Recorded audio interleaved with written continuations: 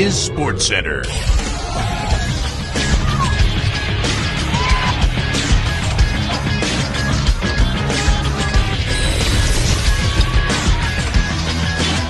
Good morning, world, and welcome to a very special episode of SportsCenter. Last night, the NHL inducted 6 players into the Hockey Hall of Fame, and one of them has done a tremendous amount for the game and has directly shaped it to be what it is today, WILLIE O'REE. And today, we are lucky enough to have Willie come in and join us. Thanks for coming in, Willie. Thanks for having me, Hayden. So, Willie, tell us a little bit about your childhood and your family. I was born on October 15th, 1935 in Fredericton, New Brunswick, Canada. I was the youngest of 13 children, and my parents, Rosebud and Harry. My father was a civil engineer who worked in the city's road maintenance industry, and my mother was a housewife. Growing up in Fredericton, we were one of only 2 black families. Interesting. And when did you first start playing hockey? I first started playing hockey at the age of 3 in my backyard and in the street. One of my first memories was my father, during the winter time, used to take the hose and spray it in the backyard, creating a backyard rink. By the age of 5, I began playing organized hockey. Growing up, I was always playing with my older brother, Richard. He taught me a lot about the game, including how to hit. He used to hit me so hard, and when I asked him why, he would always say, if I wanted to play in the NHL, you're going to get hit a lot harder than this. And he was right. Did you play any other sports growing up, or were you always focused on hockey? Growing up, my 2 main sports were hockey and baseball. Some of my friends used to think I was going to be a professional baseball player at second base. So how did you decide to play hockey over baseball? Crazy enough, when I was 14 years old, I set 2 goals for myself: to be a professional hockey player and to play in the NHL. And nothing was going to stop me. Okay, now correct me if I'm wrong, but you had a pretty serious injury when you were younger, right?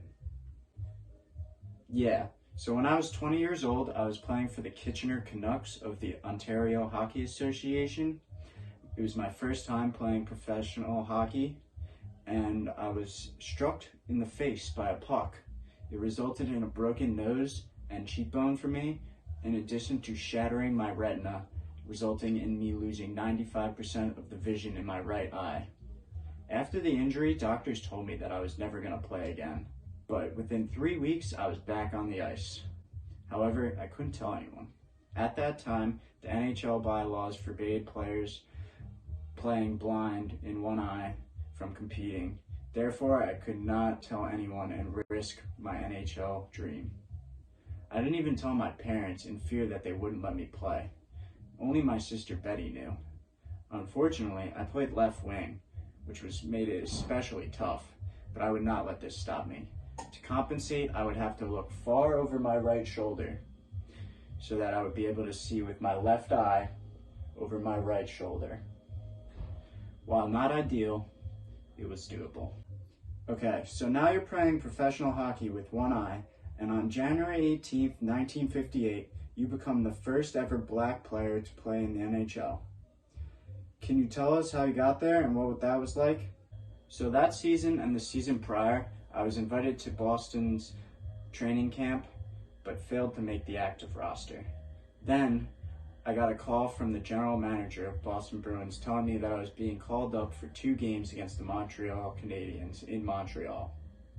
I was so excited to play in the NHL and wanted to do whatever I could to help my team win that I didn't even realize that I had made history until the next day. While I failed to tally any points, get in any fights, or take any penalties, we beat Montreal 3-0 that night, and that was all I cared about. After those 2 games, I would return to the Quebec Aces for the remainder of this year and the following year until 1960-61 season. So you then returned to the Bruins for the 60-61 season, and on New Year's Day, 1961, you become the first black player to score a goal in the NHL. What was that like? That was the most amazing feeling in the world. I will never forget that moment. Not only was that my first NHL career goal, but it was the game-winning goal in a 3-2 win over the Montreal Canadiens. At the conclusion of the 1961 season, after scoring 4 goals and 10 assists in 43 games, you are part of a 5-player trade that sends you from Boston to Montreal. Did you see that one coming? No, I was shocked and disappointed by the trade. I was fully planning on playing the next year in Boston, and I knew that the trade to Montreal most likely meant the end of my NHL career, as Montreal was loaded up front and had little need for another forward. I ended up never playing a game for Montreal before being traded to the Los Angeles Blades of the Western Hockey League. That's a tragedy. Now I'd like to talk to you a little bit about your experience being a black hockey player, if that's okay with you. Yes. So the assimilation of black players into other major sports like baseball with Jackie Robinson is very well chronicled. However, not many people know your story. Can you tell us a little bit about your experience being the first black player in the NHL? How were you treated? I'm not going to sugarcoat it. It was definitely rough. I faced racial slurs and physical abuse from players and fans almost regularly.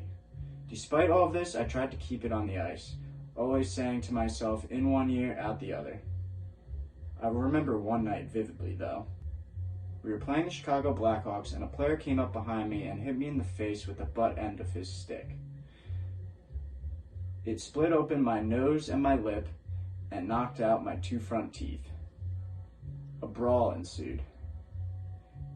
After being stitched back up in the locker room, I wanted to come back out onto the ice, onto the bench, to support my team. But it was not safe for me, as the fans had gotten so out of control after the brawl. This was really the only time I ever really questioned whether or not I wanted to play in the NHL. But if I was going to stop playing, it was going to be because I didn't have the skills to compete anymore, not because of racial discrimination. I couldn't let them win. Lastly, we only have a little time left, but before we let you go, I would like to talk to you about your work for the NHL. In 1998, you became the NHL's Director of Youth Development and an ambassador for the NHL's diversity program. Can you tell those who may not be aware what exactly you do? Yeah, so basically I travel all over North America to promote grassroots hockey programs with a focus on serving economically disadvantaged children. One of the biggest issues with hockey is the costs associated with it. Equipment and ice time are very expensive. We work to provide opportunities to kids to learn how to play, learn the history of the game, and eliminate the costs associated with playing it. 2 of my most successful programs are ice hockey in Harlem and Hockey is for Everyone. The biggest thing for me, though, is making sure that no one stops playing hockey because of racial discrimination. I frequently talk with minority hockey players over how to handle racism in today's game, because unfortunately it still exists. But I'm committed to making sure that hockey is for everyone, and I will go anywhere to find kids that spread awareness about hockey. Well, that's all the time we have for today. Thanks for coming in, Willie, and congrats on making it to the Hockey Hall of Fame. Very well deserved. Thanks for having me. It was a pleasure. Join us next week as we discuss the Bruins Stanley Cup chances. Until then, stay safe and good night.